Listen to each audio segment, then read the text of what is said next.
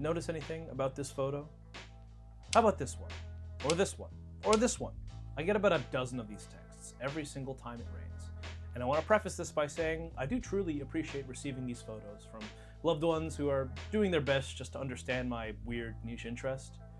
But oh my god, how am I supposed to identify this? This photo was taken 20 feet away on a damn potato. And that's not even the worst part. The worst part? I can still identify half. Mushroom ID for some species is really easy. Lion's mane lookalikes are only other species in Hericium. Yellow mushroom in a pot? Leucocaprinus. I've taken this photo of a mushroom, blurred it, pixelated it, and crumpled it up. Can you tell what it is? Plus 2 points if you get it. Chicken of the woods. But not every mushroom is chicken of the woods. In fact, only one mushroom is chicken of the woods. Oh, hey, get out of here. There's different levels to taking mushroom photos for identification, but even the most basic of steps can drastically increase the chance of a positive identification. My name is Clancy here at Crater Alias, and while I am making this video for me to send to my family and friends, I'm also making it for you. Instead of sending some long-winded paragraph, just send this video instead. You can send it right now, actually. You know what? Send it to everyone you know, and while you're there, like and subscribe. What the? Starting at the mycophobe level. Even if you hate mushrooms, you can do this. I believe in you. No bearing to lead in this video. The most important thing about identifying a mushroom is to take a general photo of the mushroom. Duh. But here's a few things to keep in mind. If a mushroom is too rotted or dried out, you can stop here. The chances of getting a satisfying ID are low because super old or super young mushrooms will nearly never work. Assuming yours is of a usual mushroomy consistency, here's what to do. First off, be about a half step away from the mushroom. You want it to be in clear view, plus part of the background. The background can be a useful factor. Taking an example of coral fungi, Artemisia can be differentiated from Romaria given the substrate. Artemisia is saprotrophic and will only grow on decaying wood, whereas Romaria will nearly never do this since it's ectomycorrhizal. I do about a 30 to 45 degree angle, making sure to get the entire mushroom in frame, top of the cap and bottom of the stem. I'll often clear out some leaf litter to reveal structures like a vulva, ring, and other ornamentation at the base of the stipe. As for lighting, you want to make sure it's not too dark for obvious reasons, but too bright can also obscure things like ornamentation on the cap, presence of a ring, etc. The second and most missed thing is a photo of the underside of the mushroom. I cannot stress this enough. Some of my friends will see a mushroom photo and already know what I'm going to say. There's 4 main undersides, and the difference between them is massive. From a bottom angle, you can also discern things like presence of a ring, presence of a veil, and the color of the spore-bearing structure, which can all be helpful. Organisms including stinkhorns, slime molds, lichens, etc. are exempt from this rule because, where's the underside? Life hack, if you have a knife, cut a mushroom in half, lay one side up and one side down, and take just a single photo. Doing this also reveals any staining or the production of latex, both helpful. However, lining up multiple mushrooms can spare you from this mushroom surgery. The third thing is place. Sometimes I'll receive this with a photo, like my friend will say, hey, I found this in my front yard. Assuming you know where your friend lives, you can make sure it's not a species on another continent. Even if your friend is being secretive about a mushroom spot, the general area is plenty good. There are some hyper-specific habitual fungi, but even city, region, or state works. With these 3 pieces of info, you'll get to a genus a large majority of the time, and to a family or common name a larger majority of the time. From these pieces of info, I can't differentiate Wellesii from Persicina, but I can tell you that this is more likely to be Suillus than Boletus. Now that you've got the basics down, we can move on to the— wait, no, don't leave! There's so much more to learn! Down to the next level. I care about the ID of this fungus to the extent that I'll donate more than 10 seconds of my time. There's a few more metrics that are important to ID that aren't important as those last 3. The most crucial of these factors is size. How big is the mushroom? Sometimes it's obvious, or not really even necessary, but when you need it, you'll regret not having your hand, knife, ruler, or other scale bar in your photos. There's plenty of fungi where size matters. Common versus giant puffball, parasol versus the vomiter, etc. An extension of the place category, our next info is habitat. Not only where you are geographically, but what sort of biome are you in? Are you in a forest, a field, a desert, space? It's also a good time to focus on substrate, what the mushroom is growing on, or what you think it's growing on. An apt description for this mushroom is in a forested area growing on a living hardwood tree. Weather and season are less important, assuming your friend sends you a text, "Hey, I found this today." But sometimes you'll see photos from months and months ago, and knowing the rough temperature and humidity will help you in identification. Edible mushroom ID especially benefits from season. Many local hunters will know the seasons for every mushroom and can help you narrow down the ID.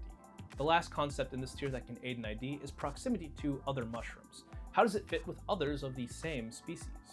The classic example is the fairy ring, mushrooms growing in a ring shape, which is limited to a select few species. But there's more to it than fairy rings. Are the mushrooms growing individually? Are they attached to a few others at a single point? Even if you have but one lone mushroom, that can also help in identification. Ding ding ding! Today's sidebar is brought to us by one of you, a commenter, talking about tasting and smelling mushrooms.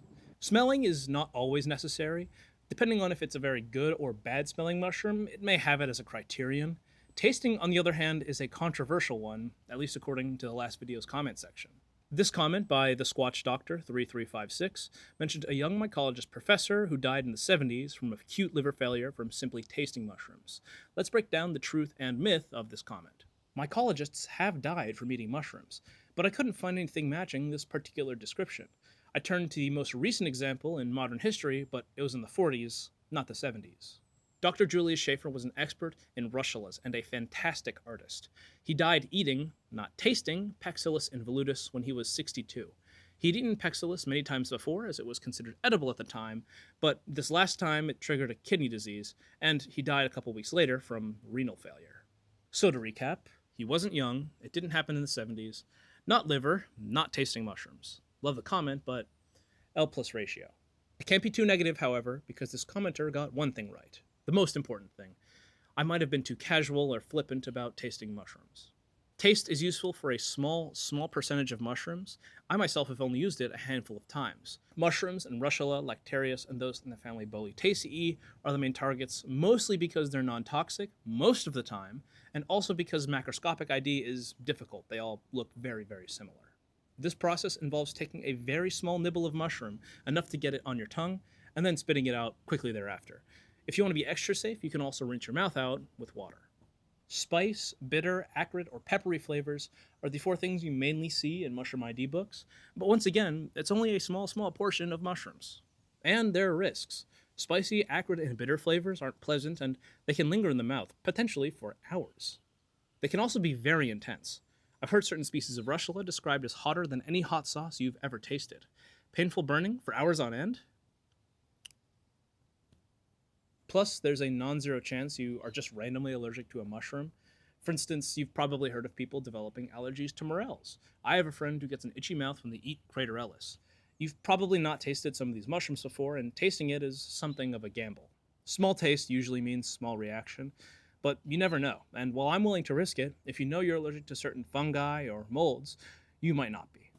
Also, obviously, don't taste the poisonous ones if you know they're poisonous. Even in this last thumbnail, I cut the mushroom away, even though it's theoretically safe to just nosh on it.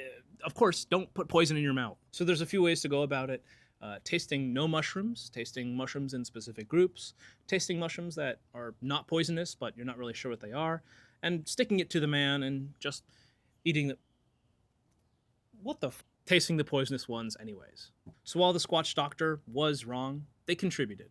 They contributed part of their knowledge by commenting below, and you should too. It should be an open place for discussion and asking questions. So thanks to you and everyone else who comments, and you should comment right now, actually. And while you're down there, by the way, you should like and subscribe. But now, one level deeper on the ID Iceberg. I'm going to call this level the dirty level because you're going to have to get your hands dirty. And by dirty, I mean you're going to have to commit crimes. Against fungi, I'm trying to say you have to pick the mushroom. But don't worry, it'll probably be for a good reason. You're going to look at the spores. Spores are microscopic, so visually a few won't do. But get hundreds and thousands, and the color can be visible to the naked eye. How do you collect hundreds and thousands of spores? By spore printing. Much like our fingerprints, spore prints vary between individuals of the same species, but what's more important to us is how they differentiate between species. Let's assume you have a regular mushroom shape for now, something with a cap. The process is simple. Take the whole cap, or a portion if you have a medium to large mushroom, and place it on a piece of parchment paper, construction paper, aluminum foil, whatever. I personally use both regular printer paper and black construction paper to ensure no matter what the color of the spores, lighter or darker, I'll have some contrast. You want to make sure the cap is dry but not bone dry. You'll also want to cover it. Something light is fine. This also prevents the spores or the mushroom itself from getting blown away. Now comes the hard part. Wait anywhere from 30 minutes to multiple hours, and when you come back, you'll have a spore print. Probably. Here's some troubleshooting info in case you didn't get one. Your work has yielded you some information about the ID, and depending on the fungus, quite the art piece. Before moving on to the final level, here's a lightning round of weird fungi and how to get spore prints from them. Stemless or decurrent fungi. Oysters, polypores, tooth fungi. You're going to want to do the same process, but there's no real need to cut off a stem. Place them on the paper, making sure the pores or teeth are towards the paper. Really small fungi are hard to find. Assuming you stumble across a mycena, don't bother trying to get a spore print. They're too tiny. If you want a photo, use a hand lens or magnifying glass in front of your camera. Clubs and corals have spores all over. Placing any one branch on your paper, aluminum foil, whatever, will yield you a spore print. Cup fungi have their spore-bearing surfaces on the inside. If you want to print, turn it upside down. Puffballs, false puffballs, and earth stars. You can't get spore prints from them, but you sure can take spores out of them. Cut them in half, and if they're yellow, brown, or black, you should be able to scoop some spores out. If it's white, might I suggest an omelet? Stinkhorns, jelly fungi, crust fungi, slime molds, anything without a traditional spore-bearing surface, they're more difficult to get a spore print out of. Instead, take a nice photo. It will probably suffice. Remember, use that hand lens. With a spore print, you can nearly certainly narrow it down to a genus, a couple of species, or even a single species. What more could there possibly be? This last level is the bottom of the iceberg. It's not for the faint of heart, because this level isn't a level at all. You're not sending this information off to any mushroom friend, because you are the mushroom friend! Ah! You'll need to invest a decent amount of money on supplies, but with this information, you will be able to reach the limits of morphological ID. Even I do not possess this first tool, chemicals. The pigments in caps react to different chemicals in different ways, and it can be a great determiner of genus or even species. Now, not everyone should have these. In fact, if you go to a larger foray, you can just find the oldest person there who has a basket and backpack and is fully geared up and ask them very kindly if they have any they're willing to spare. The four main chemicals are potassium hydroxide, ammonia, ferrous sulfate, and Melzers/Lugalls. For the first three, you place a drop on the cap and or stem and observe the change in color or lack thereof. While the individual reactions aren't necessarily complicated, they're so varied that only the true savants have memorized them. You'll probably need an ID book or a website. Melzers and Lugalls are used to determine if a fungus is able to digest starch. It can work on tissue, but spores are usually the target. If the color stays brown, it's inamyloid, a partial reaction is red, dextrinoid, and a full reaction, blue, is amyloid. Melzers is the field standard for determining amyloidity, but it's nearly impossible to get. Problem is, one of the main ingredients is a roofie and thus a controlled substance. If you want to access it for scientific use, I'm not joking here, you have to get cleared by the DEA. Lugalls is the more accessible alternative, which will work most of the time, but you might face some issues with dextrinoid mushrooms. I glazed over one point there, however. This is usually done on spores, and as you know, spores are microscopic. You have to buy a microscope. To observe spores, you gotta have slides, cover slips, and your liquid of choice. Water or KOH for a regular observation, Melzers or Lugalls for amyloid determination. Either do your spore print on your slides or scrape some spores off of a print. Add your liquid, put on your cover slip, and observe. Spore shape, size, and ornamentation can all be used to get highly specific identifications of fungi. If you have a steady hand, a more thorough alternative is to take as thin a slice as you can from the cap of a mushroom or a single gill if your mushroom has them.